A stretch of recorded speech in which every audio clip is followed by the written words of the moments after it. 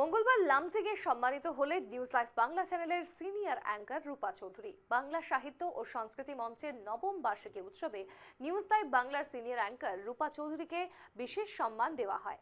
বাংলা সাহিত্য ও সংস্কৃতি মঞ্চের উদ্যোগে আয়োজিত নবম বার্ষিকী উৎসবের মঙ্গলবার ছিল অন্তিম দিন। অনুষ্ঠানের শেষ দিনে পতাকা উত্তোলন করেন সভাপতি অনিমেষ মজুমদার। ভাষা শহীদদের প্রতি শ্রদ্ধাঞ্জলি জানানোর পর প্রয়াত সঙ্গীত শিল্পী জুবিন গার্গ, প্রখ্যাত গীতিকার প্রতুল মুখোপাধ্যায়, বিখ্যাত সাহিত্যিক প্রফুল্ল রায়ের প্রতিকৃতিতে পুষ্পাঞ্জলি অর্পণ করা হয়।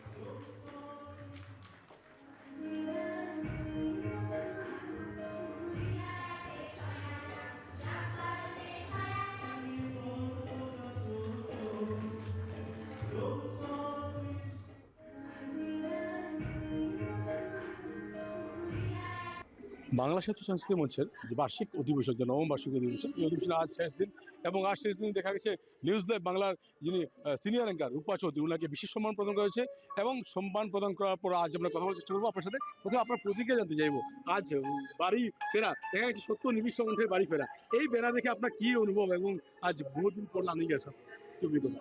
একদমই আমি অনেক বছর পর আমার লামডিং এ আসা, একদমই যে কথাটা এখানে লেখা রয়েছে বাড়ি ফেরা, একদমই এখানে এসে সত্যি আমার মনে হচ্ছে আমি আমার বাড়িতে ফিরে এসেছি। আবার সবাই এত ভালোবাসা, এত সম্মান দিয়েছে, জানি না আমি কতটুকু কি করতে পেরেছি, তবে আজকে নিউজ লাইভ বাংলার তরফ থেকে প্রতিনিধি হিসেবে এসে আমি সত্যি অভিভূত।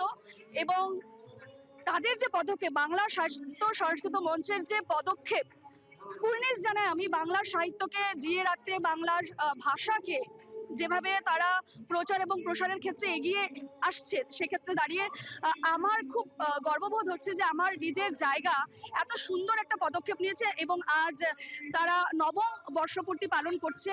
এবং আমি চাইবো তাদের এই নবম বর্ষপূর্তি নয়, 50-100তম তারা বর্ষপূর্তি পালন করুক, এভাবে এগিয়ে যাক, বাংলা ভাষাকে তারা এভাবে জিয়ে রাখুক। আমি এটাই চাইবো। আমার খুব ভালো লাগছে এবং এই ছবিটা দেখে সত্যি আমি আবেগপ্রবণ হয়ে গেছি। এত সুন্দর একটা ছবি এখানে লাগানো হয়েছে, মানে আমি দেখে সত্যি অভিভূত, কিছু বলার নেই। আমরা কথা বললাম নিউজ বাংলার সিনিয়র অ্যাঙ্কার রূপা চৌধুরীর সাথে এবং উনার শিক্ষিকা লার্নিং কলেজের প্রাক্তন যিনি প্রিন্সিপাল উমামিক মহাদেব, ওনার সাথে কথা বলতে চাইবো। মানে আপনার ছাত্রী আজ আপনার সামনে কিন্তু বিশেষ সম্মান পেয়েছে, কেমন প্রতিক্রিয়া আপনার? এই পাশে একটু আসেন যদি আপনার ছায়া পড়ছে। আমার ছাত্রী এবং ছাত্র হলো আমার সাংবাদিক সামনে দাঁড়িয়ে, এবং রূপা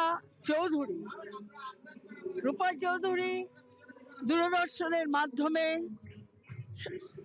যে সংবাদ পরিবেশন করে আসছে তাতে আমি উল্লসিত। এবং যেখানে লামডিং কিন্তু চিরকালের একটি অবহেলিত জায়গা বলেই অভিহিত ছিল। লামডিং অবহেলিত এত কাল ধরে ছিল, কিন্তু এই ধীরাজ এবং রূপার কল্যাণে লামডিং এর সমস্ত ব্যথা, যন্ত্রণা, না পাওয়া, বঞ্চনার কাহিনী ওরা তুলে ধরেছে।